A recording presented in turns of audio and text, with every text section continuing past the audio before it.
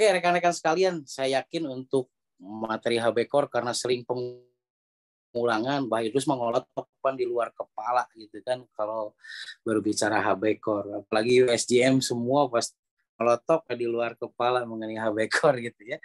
Nah, ada satuan rekan-rekan sekalian, karena memang seorang GMer tersebut ya, GMer seperti kita ini tidak akan pernah lepas dari yang namanya PCO dan psikodetek, rekan-rekan sekalian ya. Berbicara PCO berarti kan organ ya, deteksi organ, berarti kan. Kalau itu juga disebut pemeriksaan raksa jasad. Jadi pemeriksaan raksa jasad itu adalah psikodetek. Nah, ada lagi satu lagi yang disebut psikodetek atau raksa jiwa ya, aplikasi raksa jiwa. Nah, raksa jiwa itu sendiri di awal itu adalah disebut psikodetek.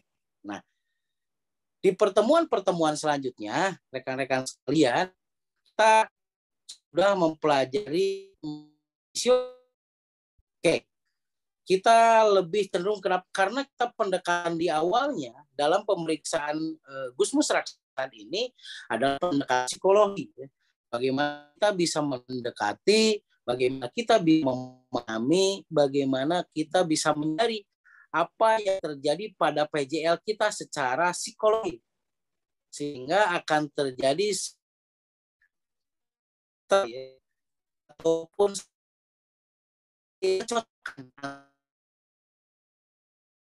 kan mempunyai rasa takut, maka orang tersebut itu harus diberi petunjuk, kan gitu ya. Kalau seseorang itu rasa marah, maka orang tersebut itu lebih cenderung ditinggikan, kan gitu ya, ditinggikan oleh diri kita. Kemudian ketika gift atau hadiah, kan gitu ya. Dan ketika seseorang tersebut itu kurang percaya diri, maka orang tersebut itu harus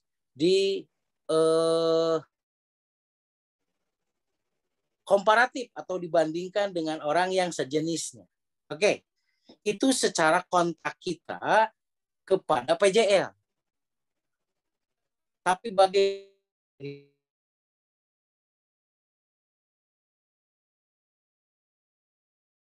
kita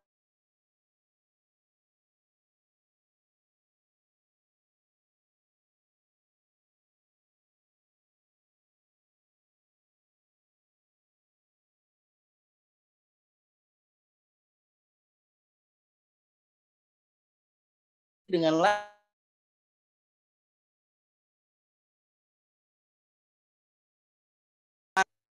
kemudian PJL juga tidak bisa menghubungi kita, itu adalah seperti hanya metode R, pansadar ya.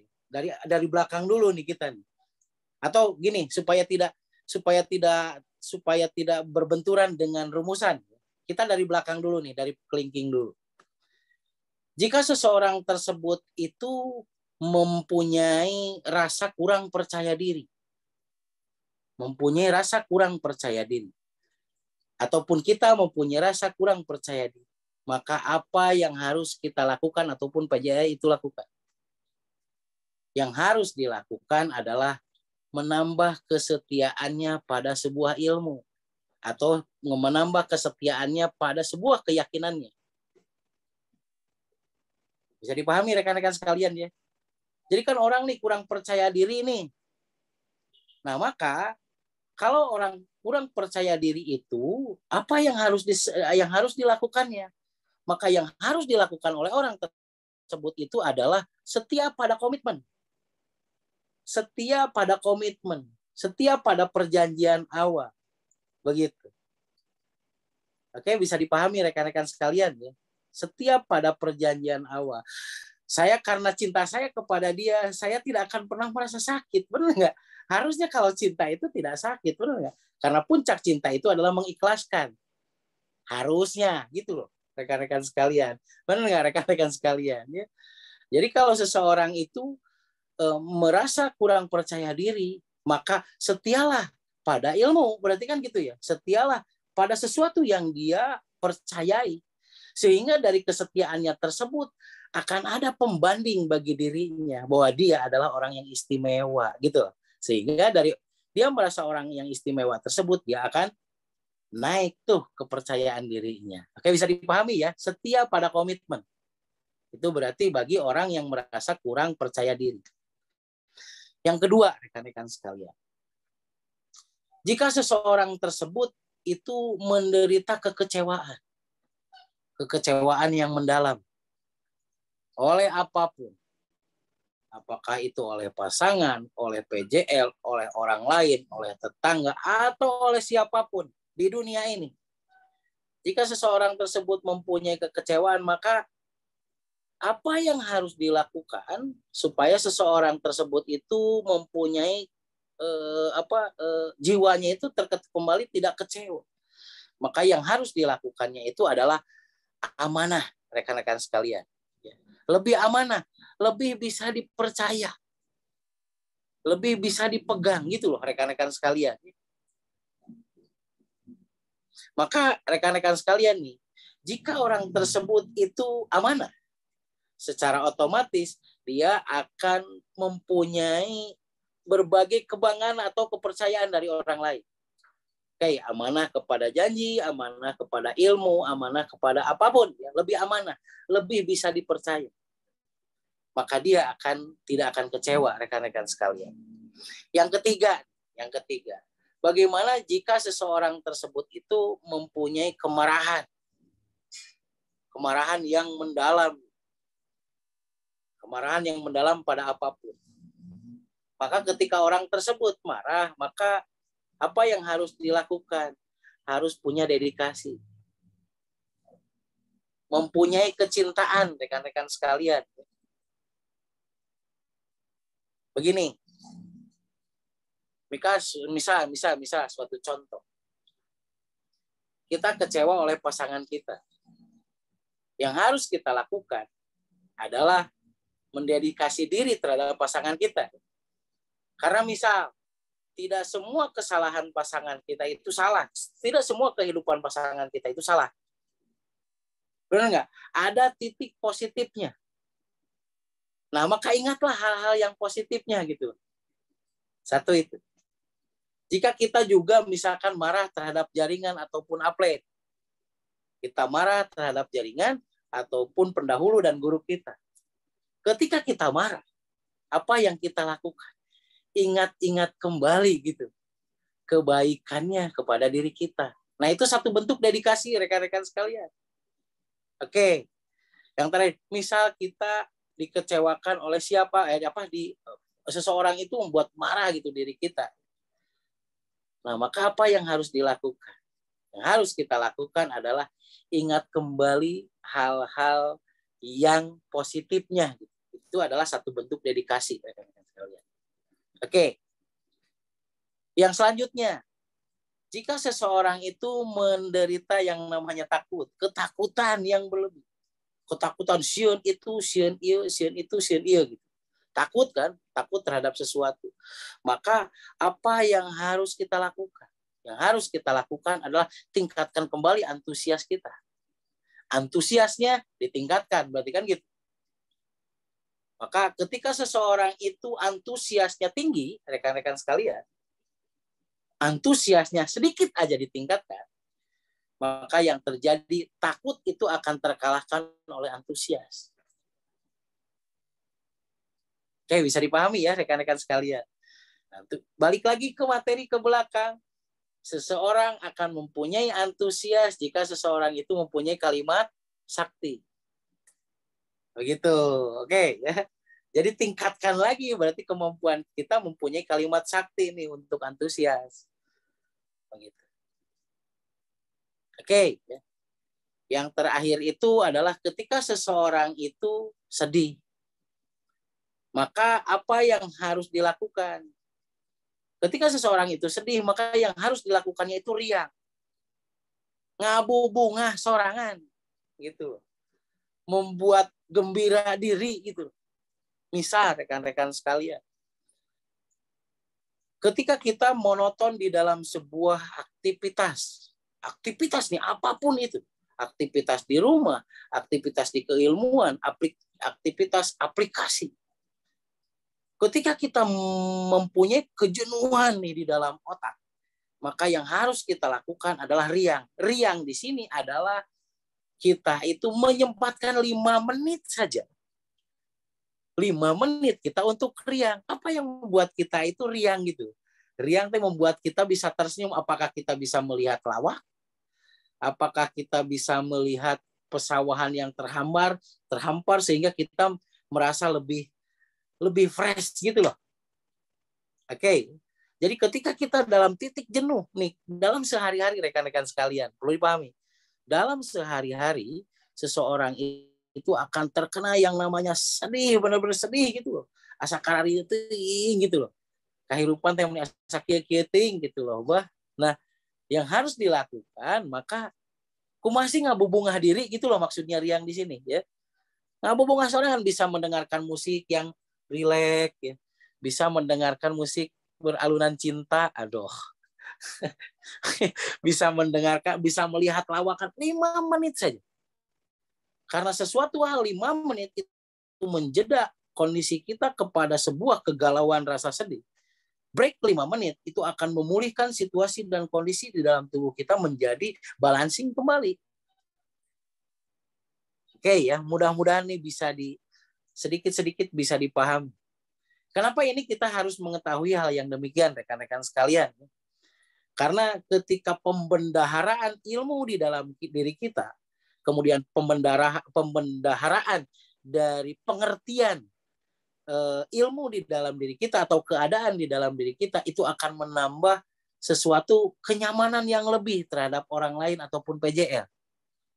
Jadi yang membedakan mungkin orang yang senior dan junior itu adalah bagaimana mekanisme coping, mekanisme penyesuaian dirinya yang cepat gitu. Dengan bagaimana melantunkan kata-kata ya, mengukir kata-kata ataupun membuat beberapa istilah pada artinya eta kene gitu. Jadi lamun sedih dibere jempol, nah lamun teu dibere jempol atuh ngabubungah sorangan kan gitu ya. Benar enggak rekan-rekan sekalian ya? Kan berarti ada 2 nih solusinya. Kalau nggak dikasih jempol, aya nu mere jempol batur ka urang kan gitu. Berarti kudu ngabubungah sorangan. Kalau ada seseorang yang merasa takut, berarti orang yang takut itu harus menemukan petunjuk. Lamun menemukan petunjuk atau tambahan antusias gitu. Nah, itu juga akan membuat seseorang itu bisa clean and clear gitu. Ketika seseorang itu merasakan marah, maka apa yang harus dilakukan? Berarti sama dengan ada yang memuji bahwa dia itu adalah orang yang sangat luar biasa gitu. Lamun eueuh nu muji naon nu kudu dilakukan ke urang. Ingat hal-hal yang positif, itulah dedikasi gitu. Bisa dipahami ya rekan-rekan sekalian ya. Lamun urang keramek ya. Kudu nama urang teh aya nu muji nu ngaluhurkeun urang gitu kan. Tapi lamun eueuh kumaha? Ingat hal-hal yang positif dalam hidup ini, itulah dedikasi rekan-rekan sekalian. Nah, kemudian yang selanjutnya, jika kita dalam kecewa, berarti kan harusnya ada yang memberi hadiah dong kepada diri kita ataupun PJL kita. Kumaha lamun eueuh gitu. Nah, jika itu tidak terjadi, berarti kita lebih amanah lagi terhadap hidup ini. Kita bisa dipercaya lagi untuk menghadapi hidup ini gitu. Nah, dan jika yang terakhir nih, jika kita merasa kurang percaya diri, maka berarti yang pertama dilakukan adalah cari pembanding. Bahwa bukan hanya kita yang sengsara, bukan hanya kita yang sedih, banyak orang-orang yang jauh lebih sedih dari diri kita gitu. Nah, jika tidak menemukan yang demikian, maka kita lebih setia terhadap komitmen kita gitu. Bahwa apapun yang terjadi, itu adalah konsekuensi hidup kita dan itu harus dihadapi. Karena apa? Hidup ini nggak boleh stagnan atau nggak boleh berakhir. Benar nggak? Hidup ini harus tetap dijalani karena dunia itu tidak akan pernah menunggu kita. Bumi ini tidak akan berputar jika Apipin galau. Kan nggak mungkin, benar nggak? Jadi, rek Apipin galau, rek Apipin amak, rek teh tati amak, rek teh tati galau, tetapnya dunia mah berputar, benar nggak? Yang jadi tantangannya adalah apakah kita yang membawa putaran dunia ini atau kita yang terputarkan oleh dunia ini? Nah, itu yang terjadi rekan-rekan sekalian ya. Itulah satu bentuk rumusan sadar untuk psikodetek. Oke, ada yang ditanyakan nggak dengan hal ini mungkin? Mangga Mas Roni. Oke, siap, Boy. Nah, ini luar biasa ya, rekan-rekan. Nah, ini menyadarkan kita semua, rekan-rekan, ternyata bahwa tadi yang seperti dikatakan oleh guru besar kita semua, kita jangan sampai terlarut ya, terlarut pada perasaan kita sendiri. Nah, tadi Buya, guru besar kita sudah memberikan sebuah rumusan yang luar biasa tentang konsep sadar ini, rekan-rekan ya. Oke, barangkali di antara rekan-rekan semua di sini ada yang ingin berinteraksi langsung dengan guru besar kita semua atau ingin bertanya, silakan. Yang ada di sini dulu. Oke, mungkin dari Kang Dokter Cinta nih. Nah, biasanya kan kalau dokter cinta nih, biasanya terkait dengan masalah psikis ya. Oke, silakan. Kang. Siap. Assalamualaikum warahmatullahi wabarakatuh. Waalaikumsalam Ya, warahmatullahi wabarakatuh.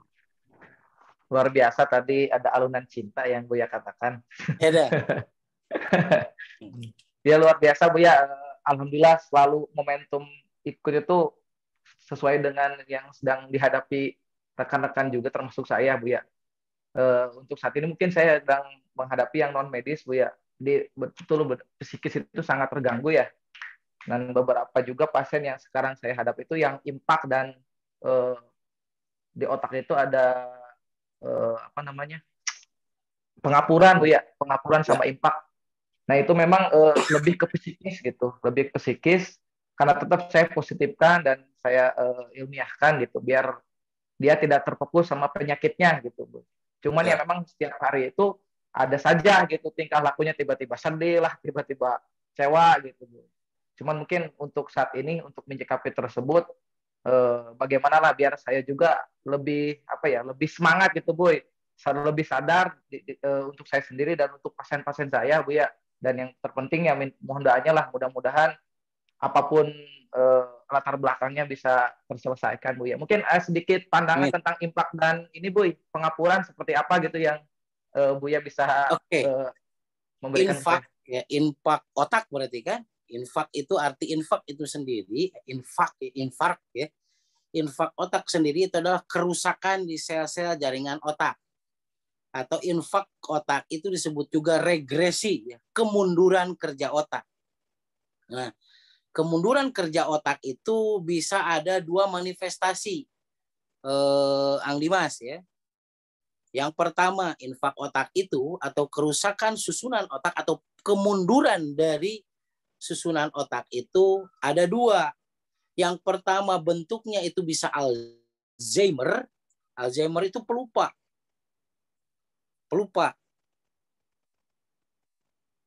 Oke, atau manik depresif. Pelupa atau manik depresif. Sakedeng bunga, sakedeng sedih, sakedeng bunga, sakedeng sedih gitu loh. Itunya itu fluktuasinya itu begitu cepat. Selain daripada pelupa berarti ada manik depresif. Manik teh maniak berarti kan dari kalimat maniak dan depresif. Mania dan depresif. Kelebih apa? Bunga anu lebih, sedih anu lebih gitu loh. Dalam jangka waktu bisa 1 menit ataupun 2 detik dari bunga sedih, bunga deh gitu, sedih deh gitu. Nah, itu salah satu dari ciri kemunduran otak kan gitu secara psikologi berarti kan. Nah, secara fisiologi itu akan sangat terlihat juga ya dari kemunduran kerja otak itu adalah dengan misalkan yang pertama tidak bisa digerakkannya bagian-bagian tubuh sebelah. Dan yang terakhir itu adalah adanya Parkinson. Kondisi di mana tubuh itu tidak bisa dikendalikan apakah tangan ataupun kaki ataupun mulut gitu kan. Nah, bergetar-getar seperti itu. Nah, itu salah satu di antaranya. Itu yang dimaksud infak otak atau kerusakan di otak. Yang kedua, itu disebut pengapuran. Pengapuran di otak. Nah, pengapuran itu sendiri berarti kan kemunduran kadar lesitin. Kalau di tulang, penghapuran tulang. Berarti kalau pengapuran tulang itu sama dengan pengurangan kadar kalsium dan glukosamin di tulang. Berarti kan gitu. Kalau di tulang. Kalau pengapuran di otak seperti apa? Oke. Di otak itu ada sebuah zat untuk pelumas otak yang bekerja untuk memutarkan putaran otak, gitu kan? Nah, Kan isi otak itu kolesterol ya. Isi otak itu seperti hanya lemak kolesterol gitu.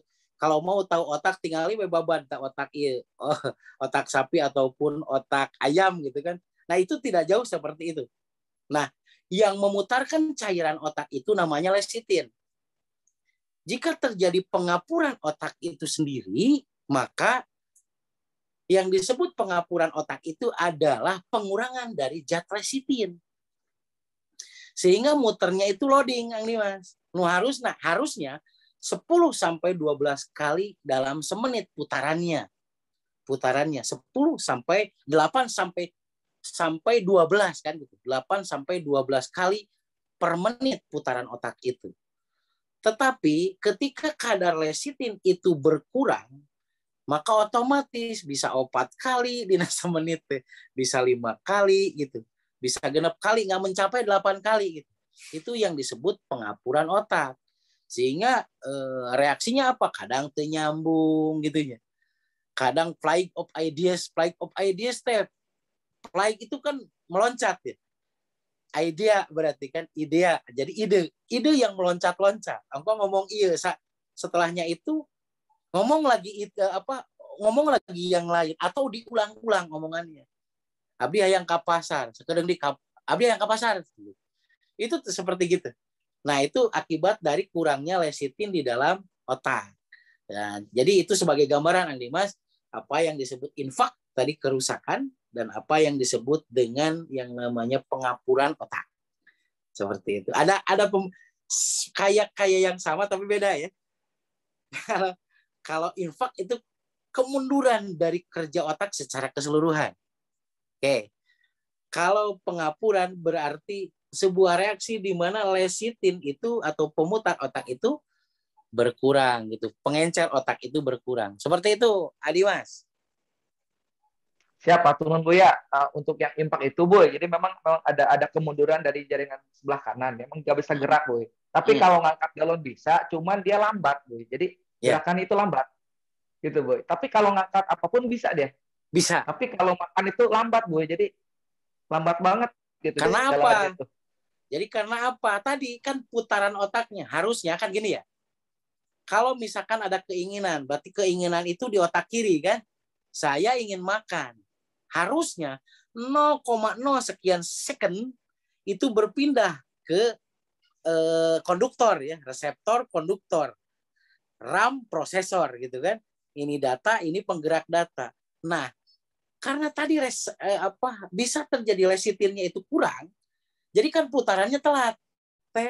Gitu. Yang harusnya dari otak kanan ke otak kiri itu gitu kan. Nah, ini gitu. Nah, itulah yang kenapa yang disebut pengapuran otaknya seperti itu gitu kan. Nah, itu Adimas yang kenapa demikian? Oh, berarti apa yang bisa membuat si putaran otaknya itu bisa kembali? Berarti kadar lecitin. Nah, ini sangat nyambung sekali dengan materi ini karena royal jelly, kemudian tadi citrus lemon, kemudian cordyceps itu adalah salah satu zat yang bisa meningkatkan dari yang namanya produksi lecitin di otak supaya si otak itu lebih cepat.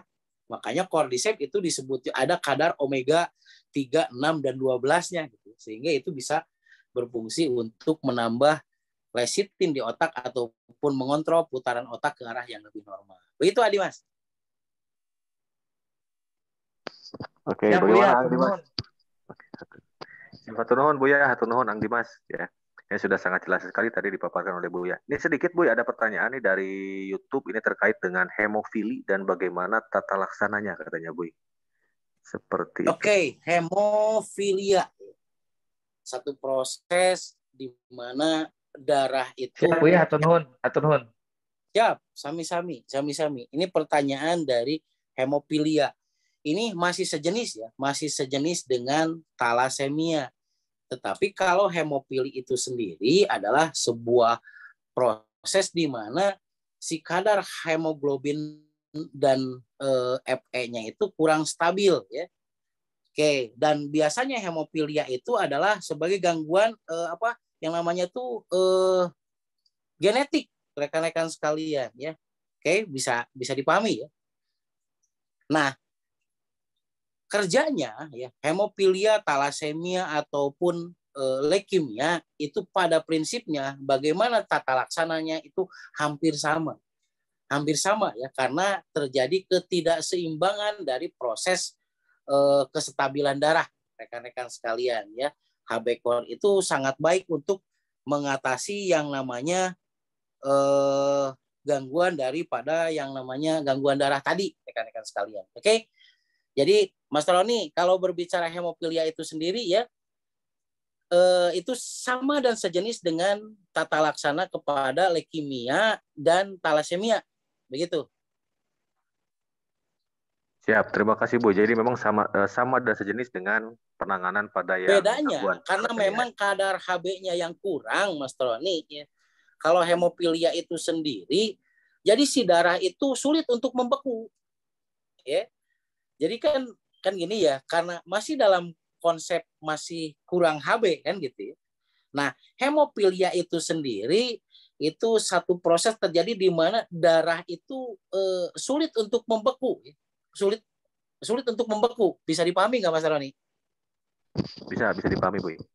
Oke, kan satu nih, ada hemoglobin, ada leukosit, ada trombosit berarti sel darah merah, ada leukosit sel darah putih dan ada juga trombosit.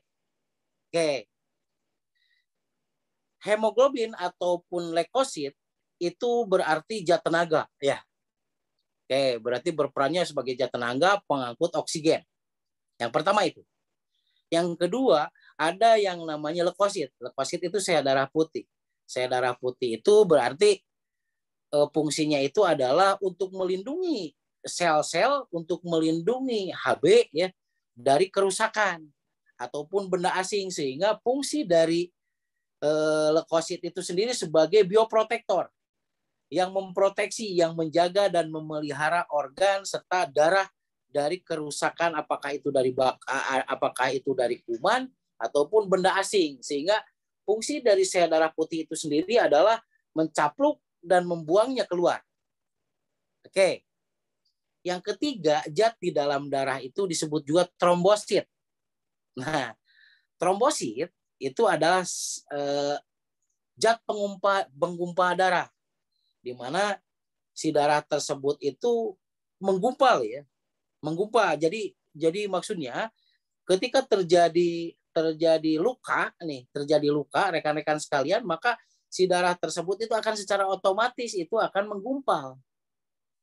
Nah, menggumpal ya seperti itu. Nah, jadi kalau misalkan yang disebut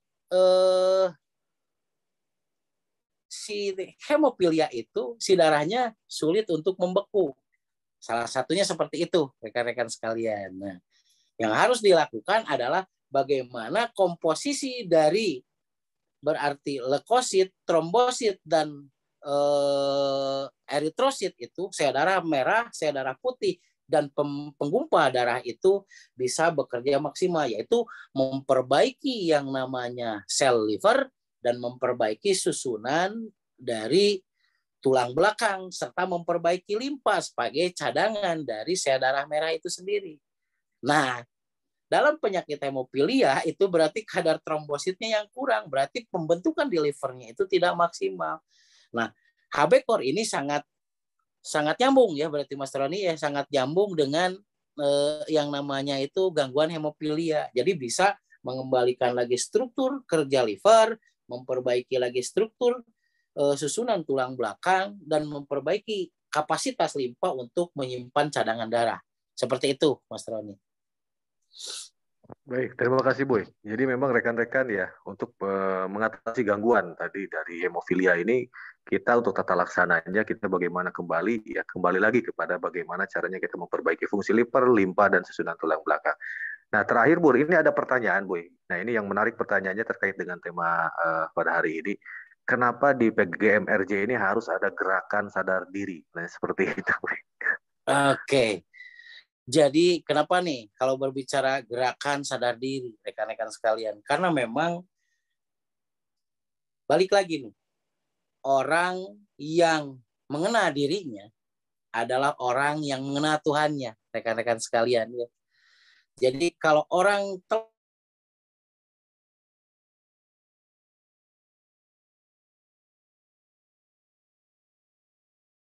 salah mengenal Tuhannya, maka diri kita sendiri.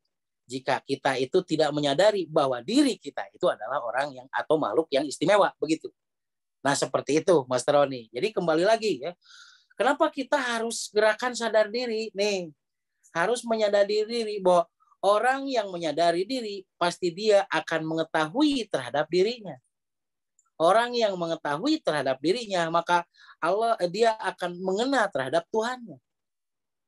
Jika orang telah mengenal Tuhannya, maka orang tersebut itu akan menguasai hidupnya. Berarti kan rangkaian titik-titik demi tindakan yang terus-menerus dan sambung menyambung tersebut dari awal dia tahu sampai akhir dia tahu, dia akan sangat menguasai untuk apa saya bergerak, untuk apa saya bertindak, apa dasarnya, apa tujuannya, bagaimana teknisnya, bagaimana pengaturannya atau manajemennya.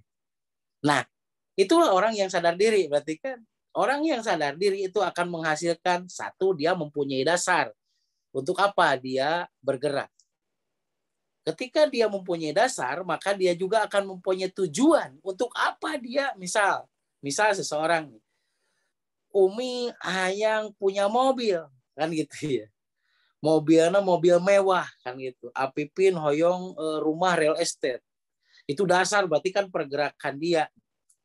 Nah, setelah itu tujuannya untuk apa? Kalau Umi punya mobil mewah itu untuk apa? Nah, ketika Umi menemukan tujuan mempunyai mobil mewah itu untuk apa-apa-apa, maka secara otomatis Umi akan memperbaiki teknisnya, benar nggak? Akan mencari teknisnya bagaimana saya mendapatkan hal itu, apa yang akan saya lakukan nih untuk mendapatkan itu. Sehingga ketika hasil dari mendapatkan hal yang demikian, hasil dari Umi itu melakukan teknisnya, maka Umi secara otomatis akan memanajemen atau mengatur hasil dan pergerakannya. Nah, makanya gerakan sadar diri ini adalah gerakan bagaimana kita itu mengenal diri kita, memahami diri kita dari mana, di mana, apa yang harus kita lakukan, dan bagaimana hasilnya. Nah, seperti itu mungkin Mas Roni. Baik, terima kasih Boy. Nah, ini ada yang pernyataan yang menarik yang disampaikan Buya yang masih terdengar oleh saya. Nih, Boy. Nah, ada yang Buya selalu mengatakan kelemahan itu bisa menjadi kelebihan seseorang dan kelebihan itu justru bisa malah menjadi kelemahan seseorang. Nah, ini sebetulnya bagaimana itu, Boy? Oke. Kelebihan kita itu adalah kelemahan kita. Dari situ dulu berarti ya. Kelebihan kita itu adalah kelemahan kita. Oke. Ketika kita melakukan sesuatu, kemudian kita berhasil. Biasanya orang setelahnya berhasil itu menjadi amania, lupa diri, Master. Benar nggak? Lupa diri dari mana, kemana, dan hasilnya apa. Sehingga orang yang telah mempunyai hasil tersebut itu, orang tersebut itu akan larut pada pujian, akan unggah adat lah gitu, Master. Jadi lamun jelema geus berhasil bukan di grup ini. Di luaran sana kebanyakan orang-orang yang berhasil itu biasanya gila hormat. Lamun teu dipuji teu jalan. Lamun ijub teu jadi gitu loh. Maksudnya beda sikapnya gitu. Nah, bahwa berarti kelebihan kita itu kita bisa berhasil, tapi keberhasilan kita itu akan menjadi kuburan kita kalau kita tidak adjustment. Makanya kan di dalam istilah itu tidak ada yang abadi. Kesuksesan itu tidak ada yang abadi. Yang abadi itu adalah sebuah perubahan. Nah, ketika seseorang itu sukses pada satu situasi dan kondisi, jika tidak menyesuaikan diri kepada tahap yang lainnya, maka kelebihannya tersebut akan menjadi kekurangannya. Yang tadinya dia mempunyai dream, setelahnya dreamnya itu tergenggam, maka dreamnya itu menjadi nightmare, menjadi mimpi buruk. Itulah kelemahannya. Berarti kan kelebihanmu akan menjadi kelemahanmu. Oke, sekarang terbalik. Kelemahanmu itu adalah kelebihanmu. Begini rekan-rekan sekalian, pada satu titik kita itu nggak bisa ngomong. nggak bisa cuap-cuap. Tetapi karena kita tidak bisa cuap-cuap, kenapa saya teh banyak orang gitu? Enggak. Misal gitu. Tulo bating nyorocos teu pararuguh gitu kan. Justru kita itu misalkan malas gitu ya. Amun ngomong nutup pararuguh teh malas gitu. Nah, itu kan berarti kan kekurangan ya. Kekurangan rekan-rekan sekali. Tapi karena kita tidak banyak komentar kepada hal-hal yang negatif, maka justru itulah kelebihan kita gitu. Oke, yang lain lagi. Begini. Kita itu sekarang dalam kondisi seperti apa? Saya menjadi pekerja, saya menjadi seorang guru, saya menjadi seorang awalnya nih latar belakang kita, benar nggak? Misalkan Mase dulu gitu kan, dulu Mase hapunten penjual nasi uduk misalkan gitu kan. Dulu Mase berbicara gitu kan, berbicara bahwa mungkin nggak boy, saya itu bisa berhasil di GM kan gitu ya. Oke. Berarti kan pada waktu itu kelemahan Mase itu karena Mase belum berhasil gitu loh. Dan beliau menjadi seorang penjual biasa berarti kan. Nah, tetapi karena kelemahan tersebut Mase seperti itu, kemudian ditunjukkan Mase itu menjadi fight sekarang, mempunyai rumah hasil terapi, benar nggak? Mempunyai mobil hasil terapi, mempunyai tabungan hasil terapi, dan lain-lain hasil terapi, maka kelemahan dulu kita itu adalah menjadi kelebihan kita. Oke, makanya rekan-rekan sekalian, apapun Anda merasa lemah saat ini, seperti misalkan dulu saya gitu kan, saya disebut aliran sesat, rekan-rekan sekalian ya. Dulu merasa bahwa itu kekurangan saya gitu kan. Dulu saya tidak bisa move, saya tidak bisa bergaul gitu kan, tidak bisa bergaul dengan beberapa orang karena mungkin saya merasa terbatas gitu loh. Terbatas pada saya bisa nembus sesuatu dan lain sebagainya. Tetapi ingat rekan-rekan sekalian, kekurangan kita pada waktu sekarang itu akan menjadi kelebihan kita di waktu yang akan datang. Bisa dipahami ya? Ketidakbisaan ataupun situasi kondisi kita sekarang. Anda sekarang sakit, Anda sekarang dinyenyeri, Anda sekarang itu dilemahkan, Anda sekarang itu dikucilkan dan lain sebagainya. Justru itulah kelebihan Anda pada satu saat tertentu. Makanya kelebihanmu itu akan bisa saja menjadi kelemahanmu. Tetapi kelemahanmu itu akan menjadi kelebihanmu di satu saat nanti gitu. Bisa dipahami ya. Seperti itu mungkin Mas Roni yang bisa diimaginerkan oleh saya gitu. Kenapa kelebihanmu adalah kekuranganmu dan kekuranganmu adalah kelebihanmu. Jadi kalau berbicara kelebihanmu adalah kekuranganmu, ketika kita larut ya dan euforia nih. Euforia terhadap sebuah kesuksesan, maka hal euforia itulah yang akan membuat kita jatuh sejatuh-jatuhnya. Kadang-kadang dari euforia menjadi amania, lupa diri. Akan tidak ya. Mania itu lupa diri lah gitu. Nah itulah kelebihan kita itu akan menjadi kekurangan kita. Tetapi kekuranganmu adalah kelebihanmu. Jadi pada satu titik Anda merasa kurang sekarang dengan situasi dan kondisi tertentu. Anda berjuang dengan kekurangan tersebut. Sehingga kekuranganmu itu akan menjadi cerita indah di kemudian hari gitu. Kebayang Mas Roni, kalau dulu saya belum pernah memakai CB100. Saya langsung ngomong bahwa saya sebagai Alfa gitu. Misalkan saya sudah mempunyai rumah beberapa, saya sudah mempunyai mobil beberapa, da teu seru cek umi teh sia we nu kitu. Da wing mah henteu. Cek di mas saya teh nya meureus sia mah nu kitu babari mengaruhan batur. Misal seperti itu. Bisa saja benar enggak? Tetapi bagaimana kalau misalkan orang yang sudah punya finansial yang baik dan lain sebagainya gitu kan, kadang-kadang juga minder gitu loh. Aduh, aing kumaha memperlakukanana. Pada satu saat berarti kan yang orang seperti itu juga akan menjadi cerita indah kalau misalkan dia meningkat dari hasil yang demikian. Oke, jadi cerita burukmu gitu loh. Kan itu kekuranganmu tuh cerita buruk sekarang kita berarti kan. Pada satu saat cerita buruk kita ini akan menjadi kelebihan kita gitu. Tapi hati-hati juga nih. Jika kita sukses dengan kesuksesan kita berhasil mencapai impian kita sekarang, ketika sukses belajar lagi kan gitu. Ketika gagal bangkit lagi kan gitu rumusan.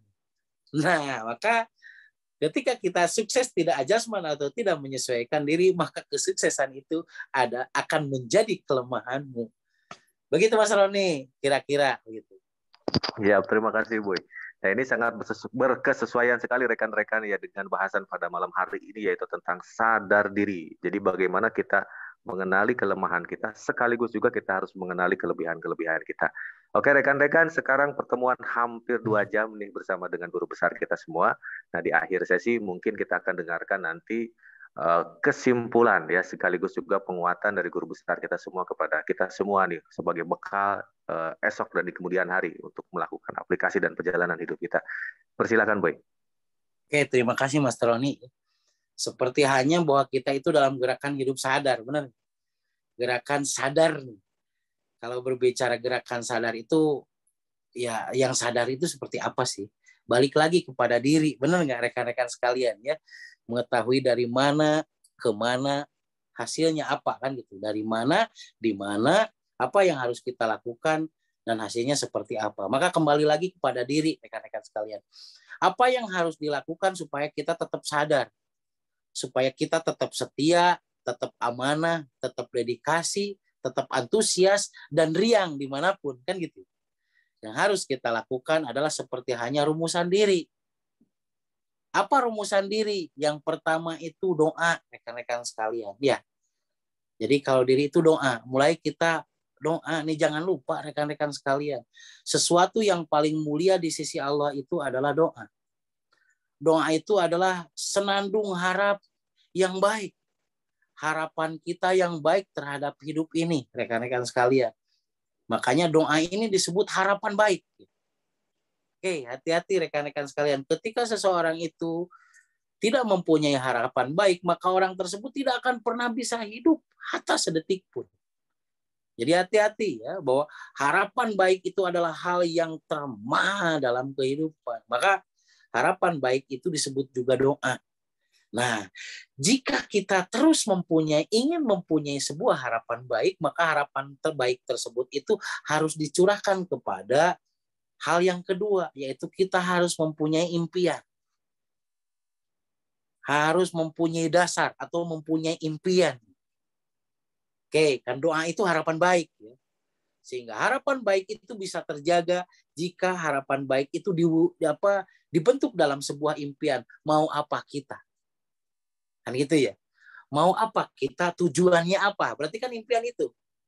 Yang disebut impian itu sama dengan kita mau apa, tujuannya untuk apa. Begitu. Nah, itulah yang disebut impian.